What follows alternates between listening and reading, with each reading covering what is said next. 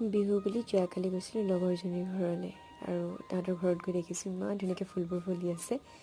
কোনোবাই খোপাত গুজি দিয়ক বা নিদিয়ক, নিজে এপাক কাণত গুচি ল'লোঁ আৰু দেখিছেনে ফুলখিনি আচলতে ভিডিঅ' এটা নকৰাকৈ থাকিবই নোৱাৰিলোঁ।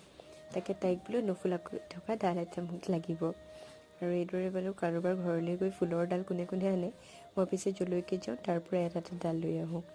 আৰু এইফালে এইজোপাৰ নামটো কি বা জানিলে ক'বচোন, মই বেছি ইয়াৰ নামটো নাজানো। আৰু ইহঁতৰ ঘৰতে দেখিলোঁ অন্য ধৰণৰ লাই, মানে ৰংটো বেলেগ, আগতে মই দেখা নাই, ইহঁতৰ ঘৰতে দেখিছোঁ, বৰ ধুনীয়াকৈ বাঢ়িছে।